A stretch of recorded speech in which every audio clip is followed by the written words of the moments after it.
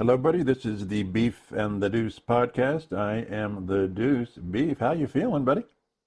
We're back. We sound great, of course, but Yeah. we're trucking through. There We're you trucking through. There you go. So, big weekend, very big weekend. Ohio State beats Penn State. Our score predictions, which we normally have on a Thursday, but we didn't have a Thursday, so I had 23 to 21 Ohio State. Beef, you had 28-24 Ohio State. Robert had 34-31. And Bob had 31-21. I think I win this one at 23-21. Do I not? Very, very close. We were both neck and neck. We were close, yeah. I didn't think it'd be that low scoring. I thought it would be a little bit more. Anybody did. But hey, a win's a win, huh? No, should have been more. I think the consensus over that game was that we should have won by At least 2 14 more plus easily. So I have a question on that. When Howard fumbled the ball and went into the end zone and it's a touchback, right? Mm-hmm. In the stats, they don't list a fumble lost. They don't list a fumble at all. Isn't that a fumble? Interesting. Because I was looking on the stats, and there's an interception. He threw an interception. Yeah, I know that one. That's the TD. Mm-hmm. But there's no listed fumble. Does that I wonder if that's just because it's a turnover. it fumbled out of bounds, which typically, if that happens, it stays with the offense. But they said But I because think with the ball fumbling out of bounds not out of bounds, but through the end zone, it's a touchback. right. So it doesn't necessarily count as a fumble. It's just it's essentially a turnover, but without the stat counting. Is how I understand. So it's like a punt? Basically. Huh. Okay. I don't know if the comparison is Yeah. the same, which it doesn't sound the same, but I think it's in hindsight when a punt goes, or a out of the end zone. goes out of the end zone, yeah. Or a kickoff or whatever, or even a field goal attempt, right? Yep. It just ends up as a touchback. It doesn't. It benefits the other team obviously because they get the ball, but I guess stat line wise, it doesn't affect Howard's stats. So that's always good. All righty. Well, that's interesting. Okay, learned something there. Is Will Howard just going to have his big mistakes every game here? It kind of seems like he's. It's almost kind of like when I thought of this, because I thought the same thing after the game, it's like Quinn Ewers. Quinn Ewers is always due for an interception or some sort of turnover, whether it's a pick or a fumble. Mm-hmm. And I think part of that is I think Will Howard's becoming a little more aggressive in the passing game, which I think is a good thing. I think he's not afraid to throw the deep ball. He's not afraid to kind of fit it in these tight windows, which we've talked about early on in the season with, some of those slant routes to Jeremiah or to a Mecca. Those are fine. Or even in this game when he's hitting Brandon Ennis and Cornell Tate and stride, those are beautiful. Yeah. But I think eventually, you're going to get those hopefully never costly turnovers. But I think it's just the nature of his game, which I don't know if it's a good thing or a bad thing. But we're also seeing him, very shortly after those turnovers, he bounces right back, which is great. Oh, absolutely.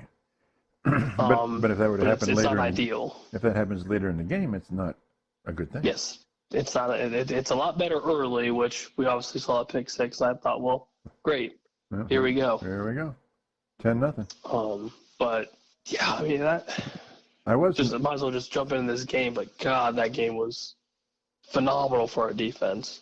Well, but okay, the first drive for Penn State, they just drove down the field pretty much at will, though, didn't they? Yeah, and but then I we stopped them. I like the bend but don't break. I really don't hate it. You better.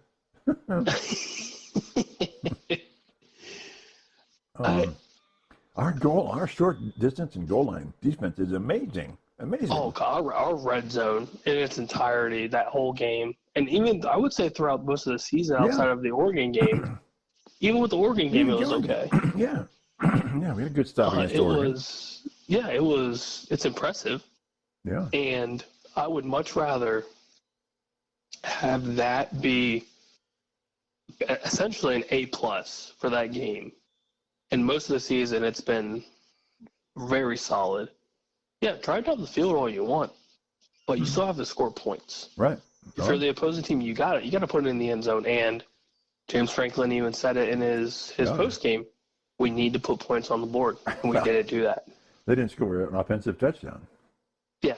So, and that, like, you can go have 200+ yards in the air, 250 total. That's fine. Yeah. But did you put up any points? Yeah.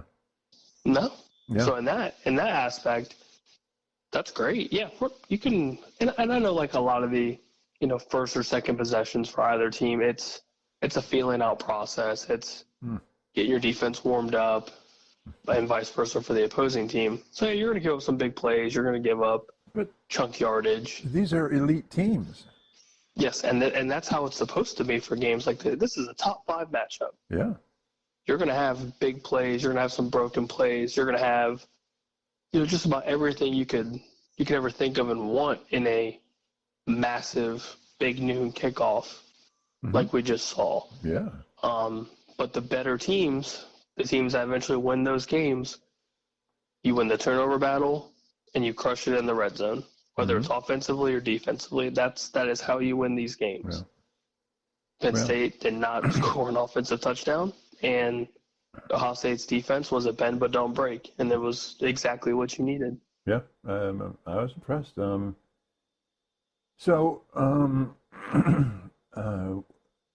else you want to talk about?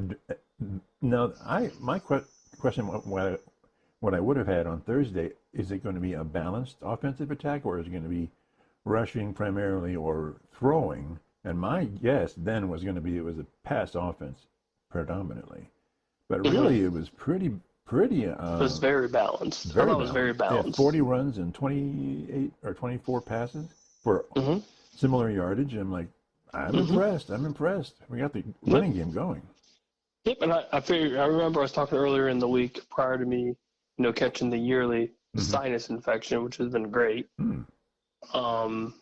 That establishing the run, regardless of how good Penn State's defense is against the run, is huge. It sets the tempo for the whole game. And I thought initially when Will Howard threw that first pick six, I'm like, well, here we go. We're going to try to force this pass game down Penn State's throat and just abandon the run game. And it still started off somewhat pass heavy, but then the running game just turned up, and it was beautiful. Yeah. I mean, the offensive line probably played the best it's played all year. Yeah, that offensive line with all the supposedly problems that they were having, I didn't see any. Yeah, well, I think the pass rush on the left side is still can be a little bit. But I'll take that over a Penn State defense that's really good. But they have a pretty top tier pass rusher. It's gonna be a first round draft pick here relatively soon. And they gave our guy help. I mean, they put backs or tight ends with him to help him out, which is good. Yep, and that's what we've done in the past with Zeke being one of the best running back blockers ever. I mean, that's how he made his money outside of his 200+ rushing games and all this other great statistical whatever. But if that's what you have to do, that's what you have to do. If you have to give just a little bit more help or even do a little shed block or just a rub, that's fine. That gives Will Howard just enough time to do what he needs to do. Yeah. And I felt like they did that. They knew this is going to be kind of our Achilles heel. If this goes poorly, let's do this. And I thought Chip Kelly had a great game plan. I thought Ryan Day going forward on fourth down early was awesome. We've been doing that this year, though, and being successful. And I love it. Yeah. And I love it. All about being aggressive. I like this aggressive play style. I like this, who gives a crap? Let's just go. And especially if it's within like 3 yards. Hey, yeah, go for it. Yeah. The last drive, which just from a 1 yard line out to 50 yards, just killing the clock. On the ground. Perfect. Impressive. That's like that's in your face. That's like in your face Michigan running attack. And it's in Happy Valley, and you did that. You just completely shut out the crowd. That's perfect. Yeah. I was impressed. I think that was the best game we've played all year. obviously with the win. But Yeah, I think we played pretty good in Oregon, though. But yeah, we won. yeah, I think at the end of the day, we finally got to see this defense that we've known on paper should be really good. Mm-hmm. And we finally saw it. Mm-hmm. And even with the Oregon game, like the secondary was bad, but they still kind of held their own to an extent. Right. But we finally got to see it in full swing Yep. on another big stage. And I mean, you kept a top 5 team from scoring an offensive touchdown. That's insane. Yeah. Yeah. As the away team. Yeah. When you look at some of those things, and you're like, Paul Feinbaum, our favorite guy on ESPN, was saying he thinks that Franklin ought to go. He said, this is the same old, same old.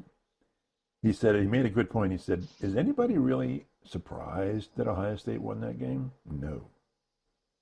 No, it was close, it was competitive, but considering the history, is anybody really surprised that Ohio State won that game? And he's like, no, not really. I mean, good game, but Ohio State won the game because they win those games, and he doesn't. And he also says he thinks their players are being penalized by his inability to win the big games. Because he's not aggressive. He's not aggressive at all in any sort of play calling. And if he is, like later on in the game, it's too late. Because that you're going to expect it more later in the game when your back's against the wall. Do similar to like what Ryan Day and Chip Kelly did early on. Go for it on fourth. Mm-hmm. Establish your dominance. Establish the fact that you're the alpha on this football field. Mm-hmm. And I think that's Franklin's. Every year. I mean, that's on him. It's every single year. So yeah, I think it's probably time to change.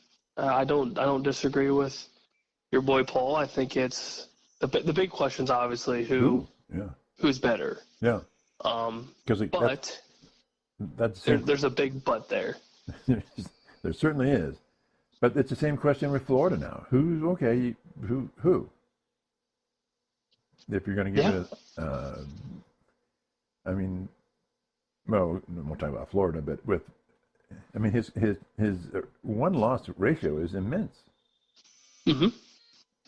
Yep, and the fact that he's only won one big top 5 matchup in his history coaching career, that's not good.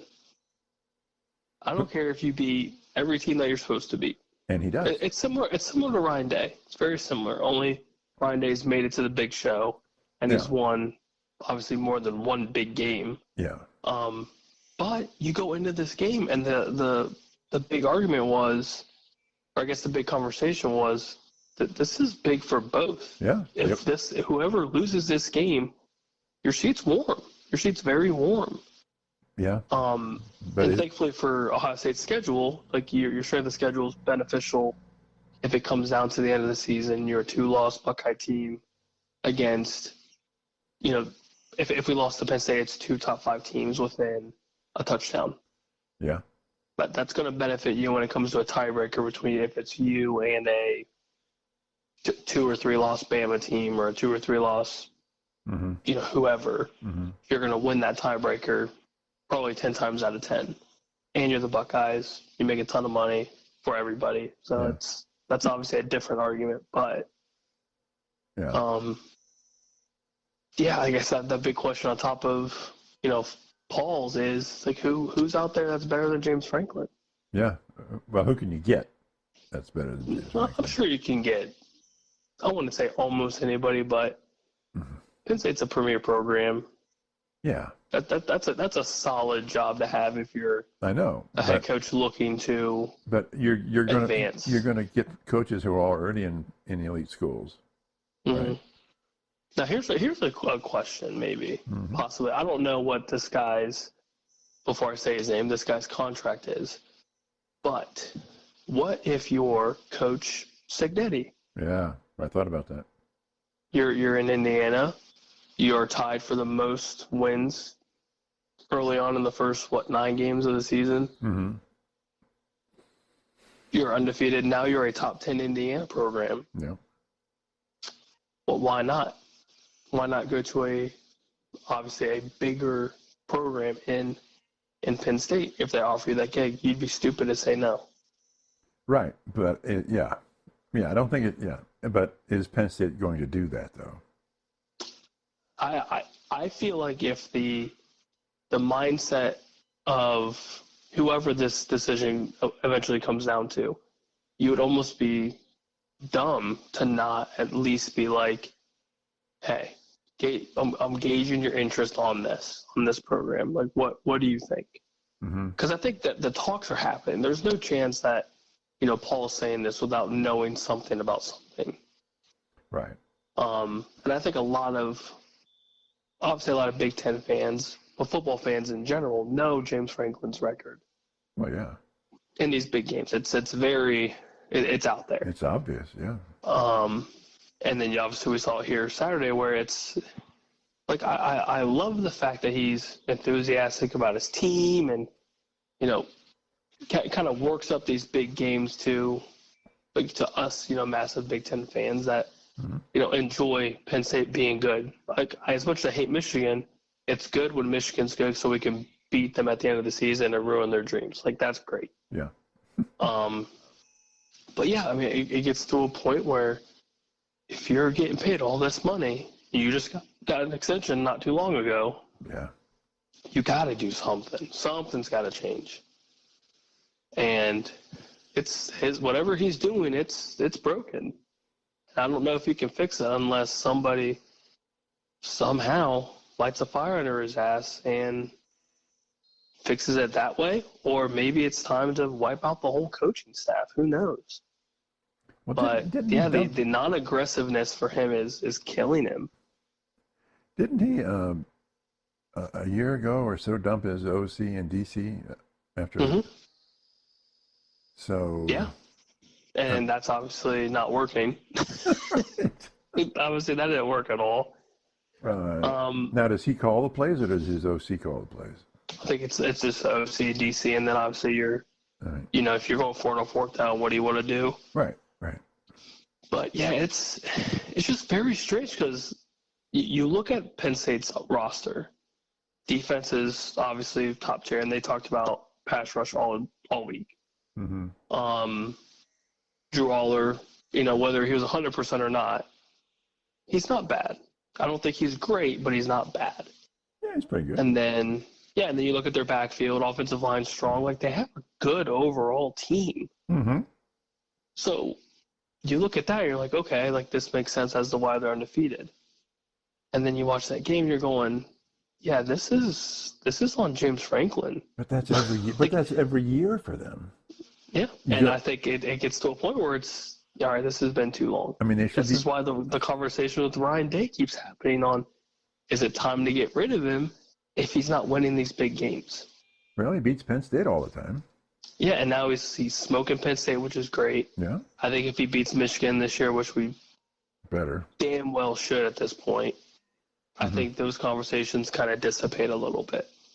Yeah. And I think that's why those conversations are happening, because we have been used to just outright dominating the team up north for a decade straight. Yeah. That's a little unusual, but yeah. A decade, 20 years straight, almost. Yeah, basically. Yeah. But yeah, I mean, what do you think? Do you think it's Franklin's time to just, we'll see you when we see you? As a Buckeye fan, I want him there. Yes, that would be amazing. Just keep him there and keep losing to Ohio State. What do you do as a?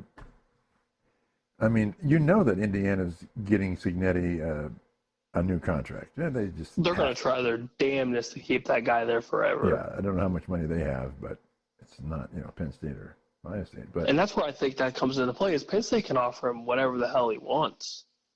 I don't know if Indiana is able to match that. Yeah, but that's interesting. I don't know.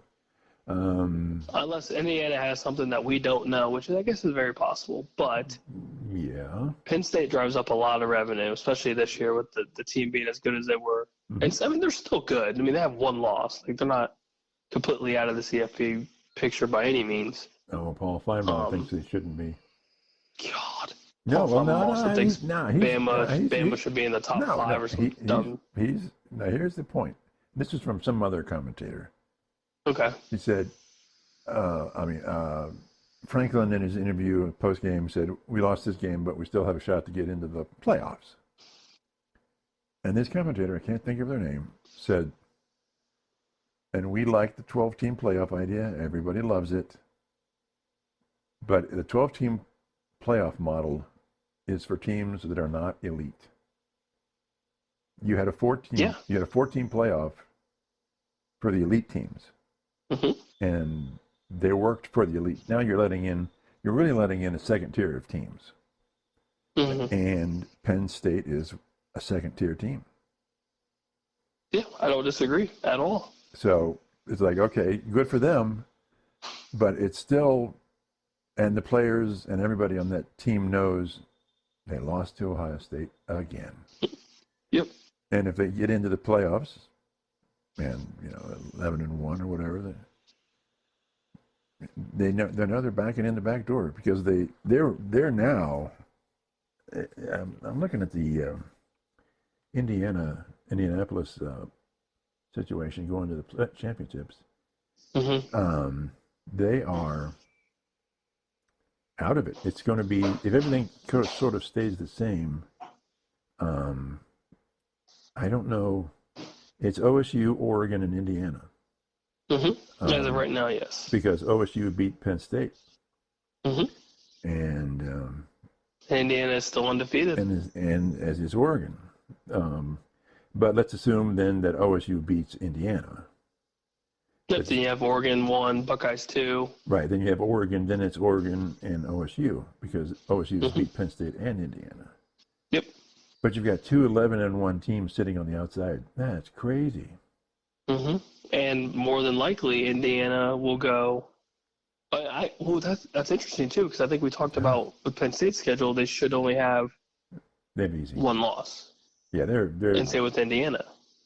Yeah, well, it depends on what they do with Michigan. But anyway, yeah, if they beat Michigan, then they're going to be one loss. Ohio State and then who they play, Purdue or whatever at the end. But yeah, they're a one-loss team. Penn State's a one-loss team, one loss in the conference, and they're both on the outside.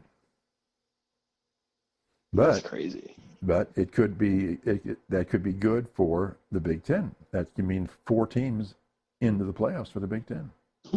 SEC's in a similar ball game too. Yeah, this is like, you love this chaos. I know what you're thinking. No, it's amazing. And even especially when we talked about the SEC last week before this week's games. It's craziness. It's craziness now. And since my Aggies, thank you very much, were in the driver's seat last week. They lost to South Carolina. Thank you. Yep.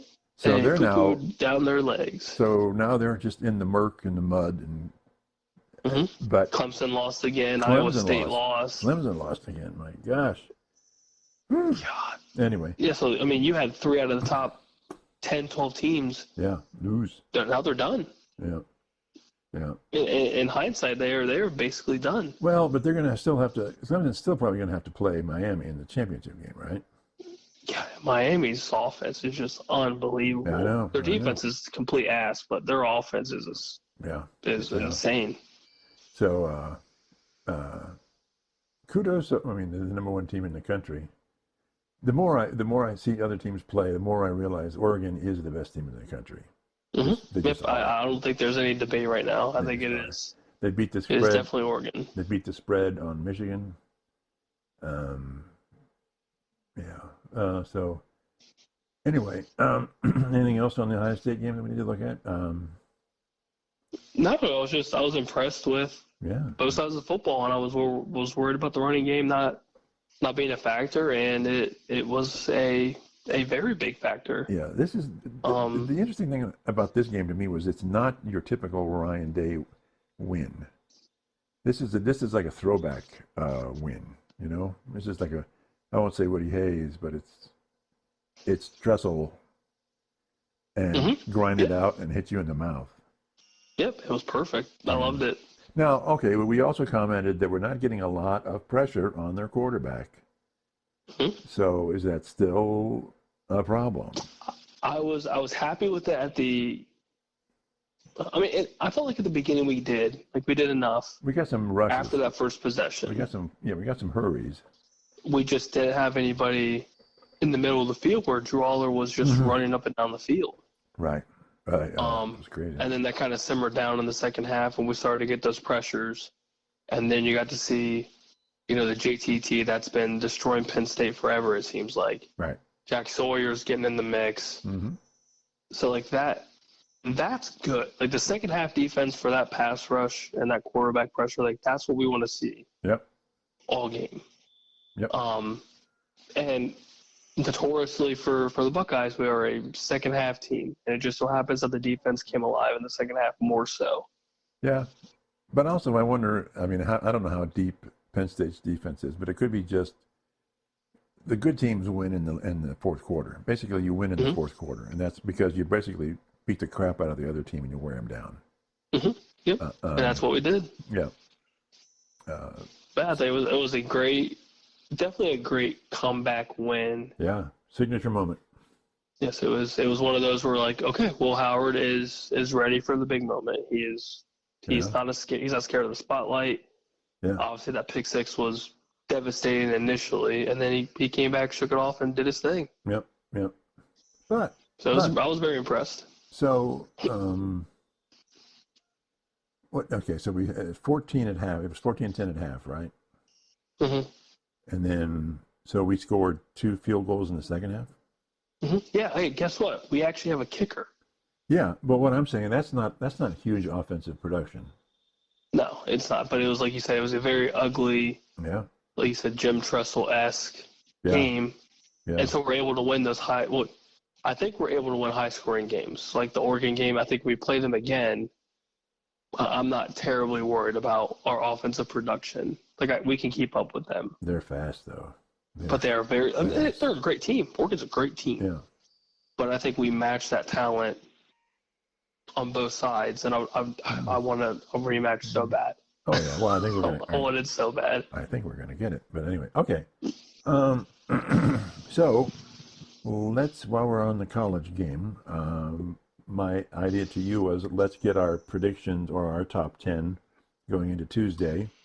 Just the top 10. I don't want to bother with anything else. So anyway, I have the AP written down here that they've got now. So I have, and we'll talk about it, I have Oregon, obviously. Then I have OSU, Georgia, Miami, Penn State. They're up Penn State to 5. I think Miami's just proving it. So I had to give that to Miami. Mm-hmm. Texas, I pretty much dropped them 1, but they were on a bye week. Tennessee, and then I put in Notre Dame at 8. They were on a bye. Okay. Now the AP dropped them 2 spots after destroying Navy. I don't know why they would have dropped them 2. Maybe just because they had a bye week. But I had Notre Dame 8, and then I have Indiana at 9, and Brigham Young at 10. Now let me explain the Georgia OSU thing here. Okay. Because they'll probably have Georgia number 2. That would not surprise me at all. Here's why. OSU's loss, they were number 4, right? Now these are the teams as they are rated going into this last week. So going into last week, OSU was number 4. And when they lost to, Oregon was the number 1 team. Oregon's the number 1 team in the country. So they lost to the number 1 team in the country by 1 point. Georgia, number 2, lost to a team right now that's ranked 11th in Alabama by more than 1 point. So OSU's loss is a better loss than Georgia's loss to Alabama. Mm-hmm. And OSU's win, OSU at 4 beat a team that's 3. So when they went up and beat a team that was 3, and Georgia beat a team that's now rated 5. So they were 2. Now the team they beat was number 5. Mm-hmm. So OSU's win is better than Georgia's win. So we got better loss, better win, which is why I flipped OSU and Georgia. Yep, I agree, 100%. What about the rest of the, like Miami? So for me, I'll run through mine. Okay. So I think we're basically the same outside, I think, one team. Okay. So we've got Oregon, Mm-hmm. Buckeyes, Georgia, Miami, Texas, Okay. Tennessee, Penn State, Indiana, BYU, Notre Dame. So I flip-flopped Penn State, Tennessee, Right. and then I think everything else was the same that should be. Right. So you Because I agree. don't think you can't bump up Bama. I want to bump up Boise, but agree I too. can't do it yet. Not quite. So you agree with the AP? It's Indiana, Brigham Young, and Notre Dame. Yep. Why would you drop? Yeah. Why would you drop them down 2 after destroying? I mean, they destroyed Navy. That's kind of a tough one. I think maybe just the 2 undefeateds. I feel like it's a little hard to not bump them up. I know that sounds like a stupid answer. Well, But I think the 2 undefeateds and BYU is obviously solid. mm-hmm. I think that the one loss for Notre Dame is just going to kill them because it's such a bad loss. Yeah. And if these other teams continue to win like they're supposed to, I feel like you have to give them the benefit of that. That like you are continuing to win like you're supposed to. Mm-hmm. Here you go. And Notre Dame's job, they just need to keep winning. Mm-hmm. So I think eventually Indiana, I would assume, is eventually going to lose. Right. BYU is interesting because their schedule isn't very tough. Right. So they may end the season undefeated, which could be very interesting for the top 10, especially if. Yeah. More than likely Tennessee is going to lose at least one more game because they got Georgia. Mm-hmm. It's possible Texas may or may not lose another game to still have the Aggies at the end of the season. Georgia's not as good as they were. They're not. Georgia's very, very interesting to me because Carson Beck has looked like complete shit. He had some overthrows this last game. Yeah, they pull it out in the fourth quarter, which is good. Good teams do that. But his turnover battle, he is losing that the last couple weeks, and that's not good. Yeah. Especially at this time in the season, you only have less than a handful of games left before your conference championship games, and then the CFP. Mm-hmm. It's not ideal. So who's going to be in the SEC championship game? As of right now, it's a lot of Mark at the top. Oh God, it is muddy. Mm-hmm. My gut is it's probably going to be the Georgia Texas matchup. I do think Texas beats A&M at the end of the season. Yeah. I think Georgia beats Tennessee. Yeah. The kind of wild card could be LSU. Could be. Especially if they beat Bama.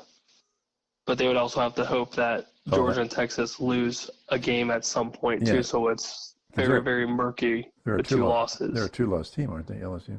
Mm-hmm. Yeah, they're 6-2 with 3-1 in the conference for LSU. Right. But yeah, God, as of right now, my gut's going chalk with Texas and Georgia, just with the schedule, how it's panning out for the next 4 or 5 weeks. Mm-hmm. But yeah, there's just a lot of talent. There's a lot of talent in the SEC, especially with Vanderbilt doing what they've been doing. Yeah, how do you? Come on now. Who's going now? Who's going to Vanderbilt at the end of the season? And that's going to be a premier game at Vanderbilt. Yep. So their last 3 games are home with South Carolina, at LSU, home with Tennessee. That's important. Tennessee, they could lose. Tennessee could lose to Vandy. They could. They very well could. That's craziness. Crazy. It's wild. Nashville is just bumping. Nashville is bumping. Oh my God, they're the Indiana of the SEC, and they're anyway. It's wild. But yeah, you've got 1, 2, 3, 4, 5, 6, 8 SEC teams in the top 25. Yeah. That's impressive. Yep. So yeah, that SEC title game could get very, very interesting very fast, depending on how the next couple of weeks go, because there are some big games coming up. You think SEC is going to get 4 teams into the playoffs as well? At this rate, yes, I think so. There's just too many good teams, and they're all playing relatively decent. Yeah. Yeah. Okay. Now, do you anticipate, as I do, that the committee will have Georgia at 2, though? Yeah, I think so. I disagree with it, I but do too. Yeah. there's always a little bit of SEC bias. I think we all know that. Yeah. But, I do think OSU's a better team, but that's just me. Yeah. Yeah. If our defense playing as good as it's been, I think that's been the sort of the everyone goes, yeah, they've got a high-powered offense, but how about that defense? And like, yeah, that's a good defense. Exactly, and that's what we need, that defense to continue to do what they've been doing. All right, on the road to Indianapolis. That's the championship game for the Big Ten. I don't know why, but they've got Indiana at number 1 over Oregon number 2, identical records. I don't know what the tiebreaker is, but they do. So I've got Indiana at the end of the year, 8-1 conference, 11-1 overall. Mm-hmm. Oregon undefeated. OSU 8-1, 11-1. Penn State 8-1, 11-1. So those are the likely scenarios if something breaks differently. Do you have any? Mm-hmm. And I think with Ohio State beating Penn State, and I think Ohio State beat Indiana, then even though you have 2 11-1 teams, OSU at 11-1 will play Oregon and Indianapolis. Yep. Now, Yep. I think it's very chalk, which is kind of what I think a lot of people are expecting. Now, the interesting thing is OSU and Penn State have 4 games remaining. The other 2 have 3 games remaining. So there's more room for OSU and Penn State to lose or do something. But there's also 2 teams which are interesting to me, and one is Iowa, 6-3 in the conference, as is my prediction. 6-3 in the conference, 8-4 overall. It could get better, but I think ultimately Iowa's going to lose at least 1 game. Mm-hmm. So I think they're on the outside, but I think they have maybe a theoretical shot. And then Minnesota they could win 1 game or they could win 2 games. I think they're going to win 1 game, be 5-4, 7-5. But still very good years for those teams. But yeah, especially with PJ Fleck's job basically on the line, he's got 2 big rank wins. Yeah. And I mean they've kind of come out of left field too. I didn't think Minnesota would have a decent of a record as they do. Yeah. Well, who did they beat this week? Illinois. At Illinois. That was huge for them. But for us, if we beat Illinois, it's like, okay, good, you're supposed to. But for Minnesota, that's massive. It's a big dub. It was, underdog. So you're kind of agreeing that the way things, when you look at their records, I mean, Penn State has nobody to play. They have the easiest schedule. Indiana, except for Ohio State, has an easy schedule. Yep. The other 2 games are easy. Oregon they have an easy schedule too, but they're going to win them anyway. And OSU, they should. Yeah. OSU has to play, of course, Michigan and then Indiana. So, what are your thoughts on OSU Indiana game? I'm expecting a lot of points. Yeah. I think that's very easy to say. Yeah, they just put up the points. They just score. Yeah, and crazy. That's going to be. But they've got a good defense. Yeah, they're really crushing people. They're not just beating them; they're crushing people. Yep, and Michigan State isn't they're not a pushover team. No, they're not. They've gotten better. So them putting up 47 at Michigan State, that's good. And your quarterback's a little banged up, and he threw 4 touchdowns. He's banged up at 3-4 scores. Yeah. But yeah, I'd be very curious to see if, how legit Indiana is against, a caliber team like Ohio State. This is their marquee game, right? Yes, this is the game of these players' careers, right? And this is a possible signature game and moment, depending on how the game works out for Coach Cignetti. Like this game basically encompasses why they hired him. Yeah.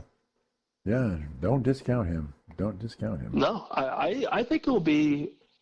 I'm not gonna say it's a blowout, but I think OSU handles their business. But I think Indiana puts up points and proves to the world that they belong in this top 10 conversation, which I know we agree with. Joel Clatter, our guy, believes in him. And they're doing what they're supposed to do. They're winning, and they're winning convincingly. Yeah. That's all you can ask Now, for. what about? It seems like the weak part of our defense is our secondary, and it seems like their throwing game is miraculous. Yep. So I think that's the big question for us is, can we stop it? That's our weakness against their strength. Yes. Mm, It's scary. It's a little nerve-wracking, but yeah. I think our secondary played a lot better this past week. Yeah. Even Nosen, as aggressive as he plays, if he continues to do what he does, like he did last week, one-handed interception, up in your face defense, like that's great. Yeah. I'll take that all day. Get a penalty here and there, like that's okay. But the Denzel Burke that we saw against Oregon, like we can't have that. No. And he kind of got bailed on a couple things. Yeah. On a couple plays. But having Lathan Ransom back was big. Huge. Yeah. I think that's real big for a secondary. Mm-hmm. And I think that helped kind of limit big plays or massive crossing routes or broken plays that end up in a 30-plus yard gain for something. Mm-hmm. I think him on the field is massive. Caleb Downs coming in clutch is always good. So I think when our defense is healthy as a whole, we're not missing a key part of that side of the ball. Mm-hmm. I'm not as worried about of the secondary, but yeah, it's the big play scare me. Indiana's passing game is obviously one of the best in the country. Yeah. It'll be very interesting to see how that game pans out in a couple weeks. Mm-hmm. Interesting. Okay. Anything more on the college side? Probably think of something, but I don't have anything else right now. No. I think it was another good weekend of football. Yeah. Obviously, we love the upsets, and now the top 10 gets a little more murky. Yeah. More closer matchups, and got some big weeks ahead, especially for the SEC. And then obviously you've got these bubble teams, I guess you can say, with Boise State, and if BYU can win their conference, teams like that. Well, I think Boise's going to get in. It'll be interesting. I think Boise State's going to be in because they'll be the top 5 conference champion. I hope so. I would love to see Ashton Genty in a big-time game. That dude's a stud. Mm-hmm. So He's an absolute stud. I think Boise's going to get in because it'll be the Mountain West champion. Yeah. Mm-hmm. Yeah, I would hope they would win that conference. They're good. Yeah, I think Boise's legit. Yeah, they are. So you had a big question for NFL for me. What was that?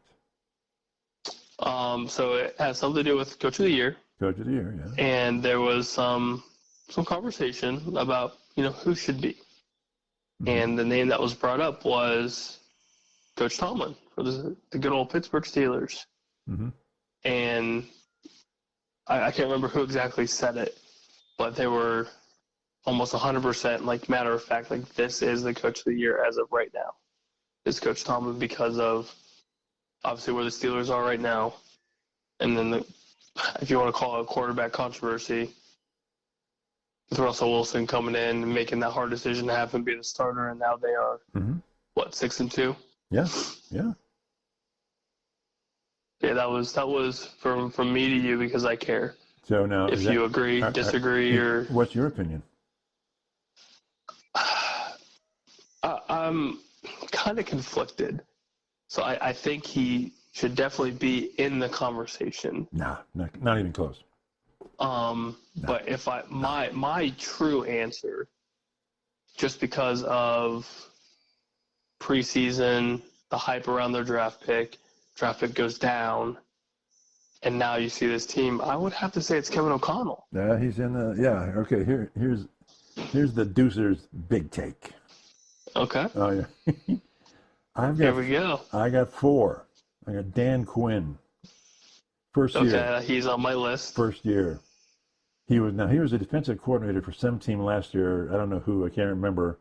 It hurts. Apparently, It just hurts. Apparently, they went 12-5. I don't know who they were. But anyway, talk about they are large and in charge. I want him back. Dan Quinn, baby. Just give me back. Why not him? And then Kevin O'Connell, second year with the Vikings. Come on. And I'm looking at what these teams of the year before. Falcons, Raheem Morris. Are you kidding me? First year, 3 defensive coordinator last 3 seasons for the Rams. First year, and he's leading his conference.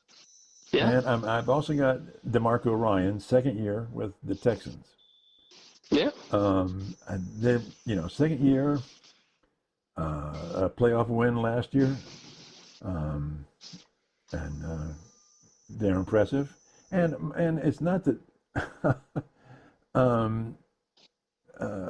Tomlin. This is what you expect from Tomlin. He never hasn't had a losing season. He was 10-7 last year. Yes, he was at the bottom of the wild card, but he had crap for a quarterback really then, right? Yeah. So you can't say that he's coming from a deficit because he was 10-7 and he's. So that's why these 4 guys, and I tend to go with Quinn, O'Connell, and then Morris, and then probably Ryans. Yeah, I can't say I disagree. The Dan Quinn, Kevin O'Connell, they're very close for me. Very close, right? Now, are you impressed? I pulled this one think off? they're both impressive. I think they're both super impressive. Well, Deuce did his research on this one, buddy. I expected you to. You had a week. I had more than a week.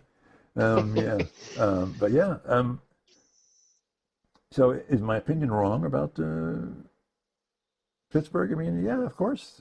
It's what I would have expected nothing less from him. He's a great coach. Yeah. I don't think the take is wrong. I think the fact that there's just better candidates outside of Pittsburgh's, 6-2 runner, because you look at these teams, Minnesota's currently 5-2. Yeah. The Commanders just here recently today won another game. They are 7-2. Yeah. Your Commanders. Houston is on top of their division right now. Yeah. Falcons? I mean, those and the Falcons are out here crushing it. They just destroyed my boys. Yeah, well, I wasn't going to bring that up, but okay. But yeah. I watched it and just utter anger. It wasn't as bad as the Browns game again, but we don't want to talk about that. Jeez. Yeah, jeez. But, if I look at those teams, I believe all of those teams can beat Pittsburgh. Yeah. I wouldn't even hesitate in picking one of those 4 teams over Pittsburgh. And I think Pittsburgh can beat any one of these teams, too. No, I don't think so. Really? Really? I don't think so. I think, Wilson especially with the Falcons are hot. Really? Minnesota, if they get their defense somewhat put together, I think their offense can obviously do what they need to do. Their big question is defense. So where's the Steelers' weak point? Why will they not beat these teams? I don't know if they have the offensive firepower. Okay. Like Najee Harris is playing well. Like rushing attack, they're rushing the ball well. He better. I don't believe Russ can keep this going. Okay. Like I almost think it's kind of like a honeymoon period. Right. Where this is all fine and dandy. This is new. Everything's running well, but I don't see them. Like if Minnesota's hot and they're just points up at a rapid rate, I don't think Russ can do that with George Pickens or Najee Harris. There's just not enough talent around there. Yeah. The Vikings have Jefferson, Jordan Addison, Aaron Jones, T.J. Hawkinson. Yeah. Like there's just so much. Yeah. You go into Washington, you have Jaden Daniels, who's probably going to be Rookie of the Year. At least. But Scary Terry, Austin Eckler, Brian Rock, the list goes on and on and on. Yeah. When Houston's healthy, when Nico Collins comes back, you have him and Tank Dell. Stephon Diggs being out for the season hurts.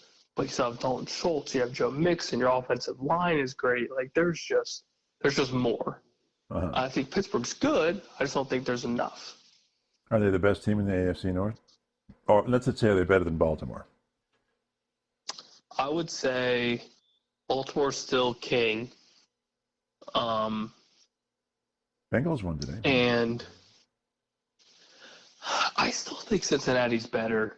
I think Cincinnati's had a rough going in this, first almost half of the season. But I think Cincinnati is better.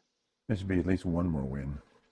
Yes. I think the record doesn't give Cincinnati justice. I think the team is good.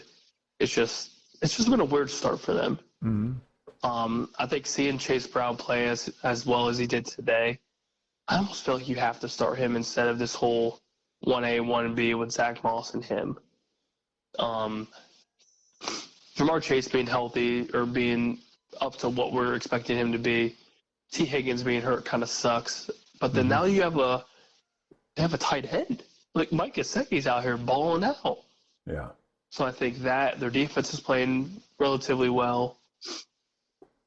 And then Joe Burrow's Joe Burrow. Yep. He's doing what you expect him to do. There were 5 touchdowns today.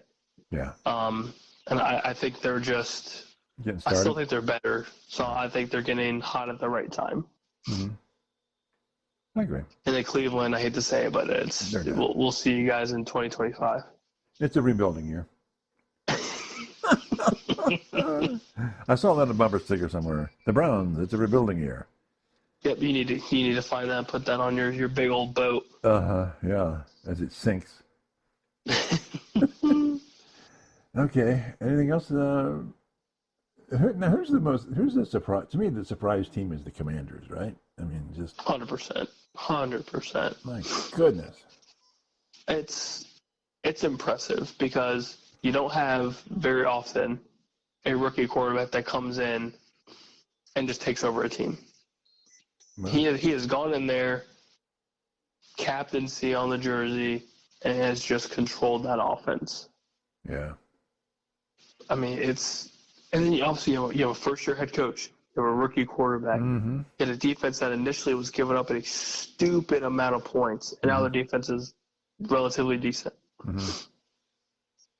I mean, you have a dual threat, or not dual threat, well, obviously dual threat quarterback, but you have a 1A, 1B in the backfield with Brian Robinson and Austin Eckler. Mm-hmm. Scary Terry is a top 10 receiver right now. Mm-hmm. Zach Ertz has came out of left field and has resurged his career. Yeah.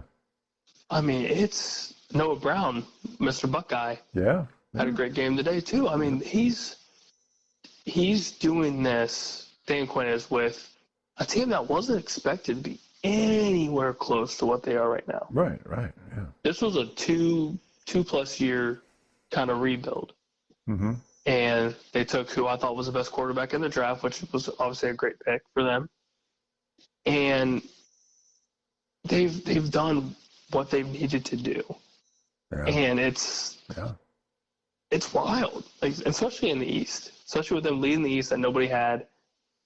You've got Philly kind of creeping little by little. Dallas just sucks. Giants are terrible.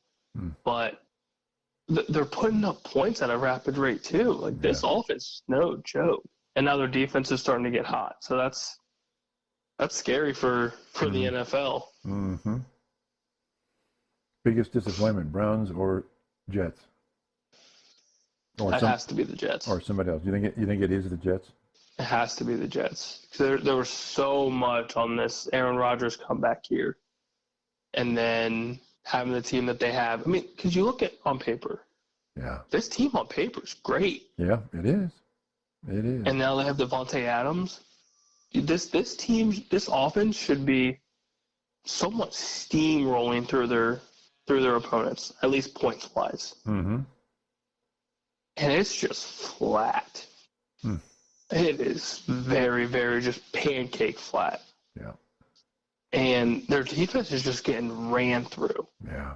Especially they can't stop anything. Especially with the secondary that they have, they can't stop anything. Yeah. And you could see the frustration on the sidelines. You thought firing Robert Saleh was the answer, and now obviously it's not. No, not even close. He got out I mean, he's getting away with murder. And He's a out lot here of just money. living his best life. And a lot of money. Oh God, yeah. Yeah. I would not be upset if I'm him. Well, he It's like probably he is doing just fine. Yeah, and he'll get at least a coordinator job somewhere. Oh, 100%. But yeah, there's too much talent for the Jets to be as bad as they are. Now the Browns, they're going through some stuff. Yeah. But at least you can look at that and be like, yeah, this quarterback situation is a dumpster fire. Mm-hmm. They haven't really had much of a rushing attack. Yeah. They traded away Amari Cooper, so there's their O-line. not a lot. Their O-line. Their offensive line is the worst in the league. Stinks. Yeah. So I mean, there's at least there's reasons. I know the reasons aren't great for you, but like you can look at it and be like, this is why. Yep. You look at the Jets and you're like, what's the problem? Yeah. Yeah. Yeah. So I would say definitely the Jets. Okay. I would agree. With a side order of Cleveland Browns, yeah. A little extra side. So 3 weeks ago I said, what would happen if Dallas lost the next two games? And Dallas has lost those next two games. Is their coach strong? I would say he finishes out the year and then he's just done. Because we're not going anywhere. Like as of right now, I don't think we have a chance we definitely don't have a chance to win the East. We are, I think, 4 games back now, 3 or 4 games back. Mm-hmm. We're not winning that. We're not going to jump the Eagles unless there was just massive amounts of injuries. Right. And there's really no reason to fire him if we were in the heat of a playoff push. I could see it being like, okay, like we're going to go somewhere else. Maybe go with Mike Zimmer as the interim and like, okay, cool. Mm-hmm. I'm not a huge fan of Mike Zimmer, but like I get it. That's fine. Mm-hmm. But now that we suck so bad, what difference does it make? And don't you think one of the biggest problems they've got right now, from a wild card standpoint, is the NFC North being so strong? The North is strong, and obviously the Bears just got destroyed by the Cardinals. But but there's still a good wild card potential team. Yeah, but you still have 4 teams there that are very, very capable of making it. Yeah, and you could be like from the AFC last year. You have 3 teams in the playoffs. And I mean, you still have the South somewhat pushing for it with the Falcons and the Bucks, maybe. Yeah, maybe. And the West is. Oof. You've got. Somebody will win. Quite possibly 3, maybe 4, maybe 4 teams that can make some noise. Yeah. So I mean, the Cardinals kind of came out of left field and wasn't really expecting any of that, but I mean, the Rams won a big one, so they're 4-4. Cardinals are 5-4. Yeah. San Fran's 4-4. Seattle's 4-5. Like this is insane. And here's my Dallas, just 3-5, just absolute dumpster fire. When was the last time they didn't make the playoffs? I think it's been a while. Yeah. I think it's been a decent while. Ooh, America's team. Or at least like when's the last time we haven't been in a somewhat playoff hunt? I think that'd be the better question. I feel like we've always been in the hunt somehow, some way. Yeah. So I would assume it's at some point in Jason Garrett's career, but that's a distant past too. That's yeah, it's been a minute. So at least 5+ years. Yeah, that's not good for the Cowboys. And Garrett was the most average head coach ever. Just consistent 500 records, it seemed like. Yeah, well, it might be the owner too, but I'm not going to say anything. It's brutal. It's Jerry's fault. We all know it. He just refuses to acknowledge it. Yeah, right. Okay. Anything else going on? Is that it for today? I think we're good. We got a good game, a little barn burner with your Flacco, my Cracko, and Sam Darnold up here. That's right. Be very interesting to see if Flacco comes out and if the Browns regret their decision of not offering him anything. Ooh, may they burn in hell for that one. Yeah, it's terrible. Yeah. It's so bad. Yeah. Okay. Well, until next time, we'll talk to you guys later. Oh, don't forget to check us out on Twitter X, Beef and the Deuce Podcast, and subscribe to our channel on YouTube. Thanks. Bye.